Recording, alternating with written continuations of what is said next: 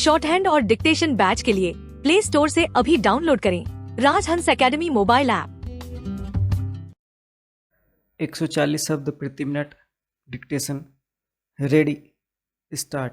महोदय, जब हम भारत की संपदाओं और उत्पादन के उपादानों के संदर्भ में भारत की अर्थव्यवस्था की चर्चा करते हैं तो उस समय अनिवार्य रूप से उपयुक्त टेक्नोलॉजी से संबद्ध प्रश्न उठ खड़े होते हैं।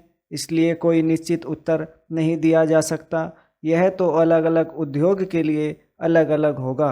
कुछ उद्योग अपरिहार्य रूप से पूंजी प्रधान होंगे। इसका हमारे सुधारों और विदेशी निवेश से कोई संबंध नहीं है। हमारे अपने सरकारी क्षेत्र में स्थापित कई उद्योग बहुत ही पूंजी प्रधान हैं।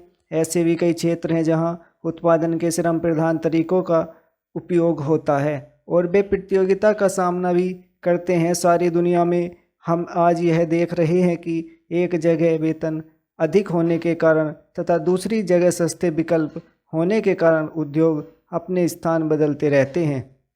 यह बात एक दूसरे से कतई भिन्न क्षेत्रों पर भी लागू होती है, जैसे वस्त्र उद्योग, चमड़े का सामान, इलेक्ट्रॉनिक्स और कई अन्य उद्योग। अन्य स्थानों से आकर भारत में जो निवेश किए जा रहे हैं वे ठीक इन्हीं कारणों से किए जाते हैं और ये उद्योग बड़ी मात्रा में रोजगार प्रदान करेंगे।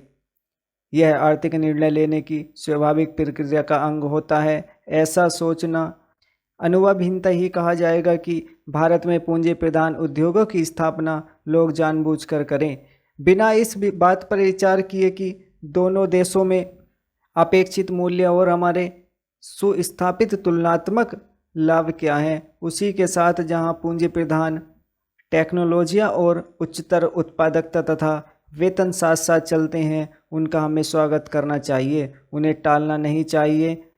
अंतिम निर्णय तो बाजार की शक्तियों पर निर्भर करेगा। चेंज। मुझे ऐसा कभी नहीं लगता कि हमारे उद्यमी निर्णय करने में किसी से कम कुशल हैं।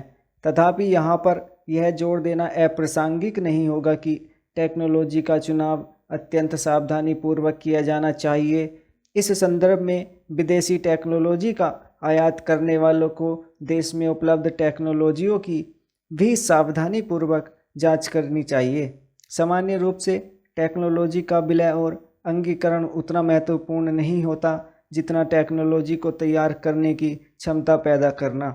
हमारे पास क्षमताएं हैं और इस देश में हमें अपनी संपदाओं का इष्टतम उपयोग करना चाहिए।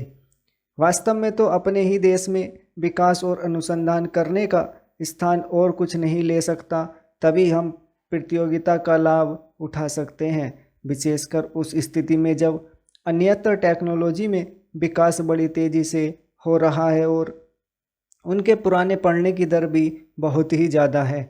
यह बात पूरी तरह स्वीकार की जाती है कि नियंत्रणों और परमिटों की प्रणाली में ईमानदारी का खात्मा हो जाता है। उदारीकरण प्रक्रिया का तात्पर्य इन नियंत्रणों को समाप्त करना है। मुझे यह देखकर सचमुच बहुत खेद होता है कि इस संक्रमण काल में जब हम लाइसेंस राज से उदारीकरण की प्रणाली की ओर बढ़ रहे हैं, संरचनात्मक समायोजन हो रहा है। चेंज। महोदय, पिछले कुछ वर्षों से पर्यावरण की सुरक्षा के बारे में एक उत्साहजनक जागरूकता देखने को मिल रही है। जैसे जैसे हम अपने विकास का खाका बनाने लगे हैं, वैसे वैसे यह बात अनुभव की जाने लगी है कि वह अपने बूते पर खड़ा रह सके और पर्यावरण की दृष्टि से भी उपयुक्त हो। अपने देश की जनता के प्रति हमारा यह दायित्व है कि हम अपनी प्राकृतिक संपदा की रक्षा करें अपने प्रयासों द्वारा, और यदि आवश्यक हो तो विदेशी टेक्नोलॉजियों का उपयोग करके हमें पर्यावरण के विनाश की समस्याओं को हल करने की चेष्टा करनी चाहिए।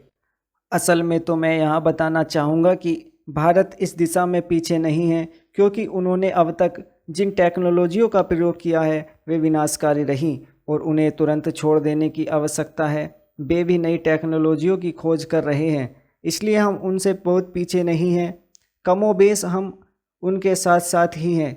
इसलिए हम सब के लिए, अन्य देश के लिए भी और हमारे देश के लिए भी यह संभव होगा कि हम मिलकर समूचे विश्व के लिए, इस पृथ्वी ग्रह के लिए अपना योगदान दें, ताकि मिलजुल कर सहयोग से हम पर्यावरण की रक्षा के उपाय ढूंढ सके।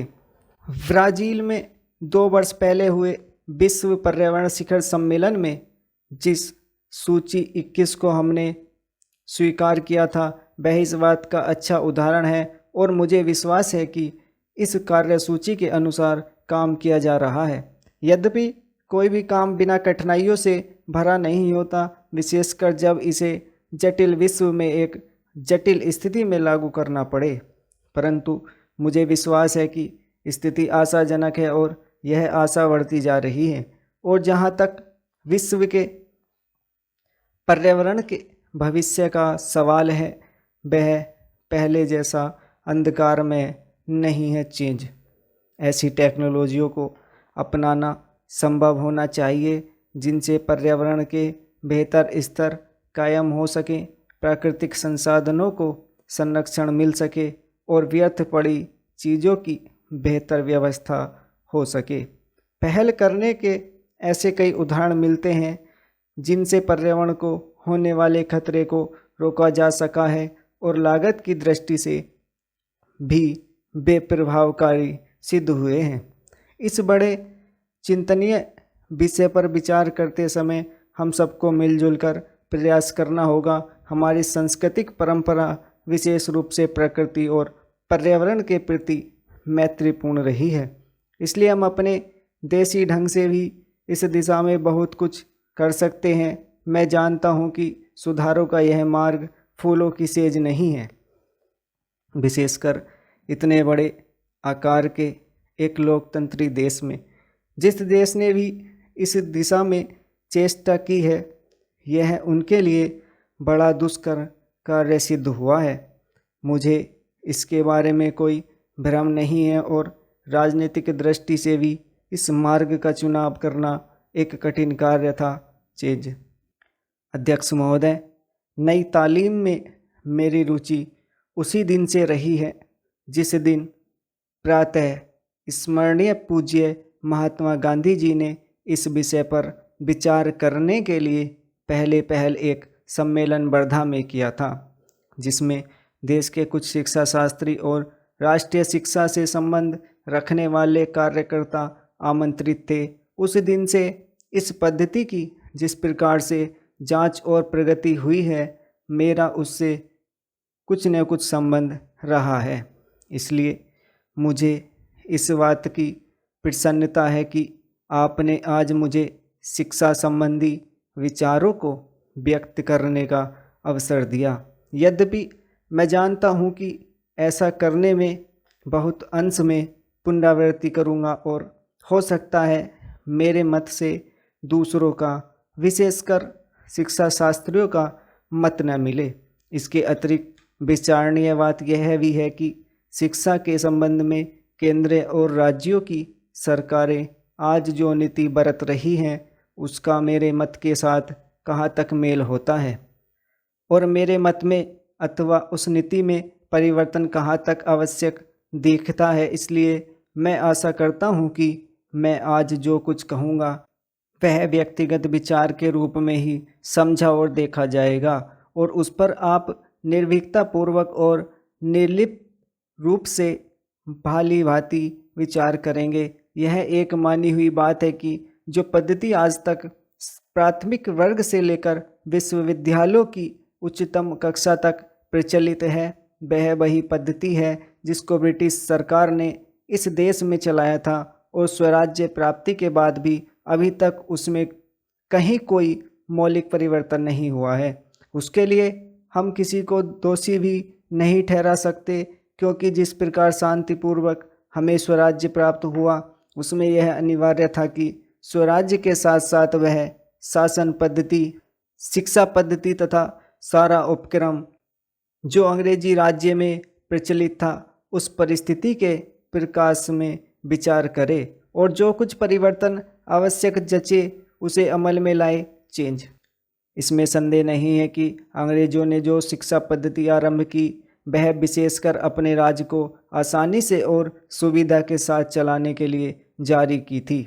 उसके साथ साथ उनके दिल और दिमाग में भी यह विचारधारा काम कर रही थी कि यहाँ की संस्कृति और साहित्य में कोई ऐसी चीज़ नहीं है जिसको वे अपनी संस्कृति, साहित्य इत्यादि की अपेक्षा अधिक अच्छा समझे अथवा जिनको वे बनाए रखना उचित समझे। स्टॉप।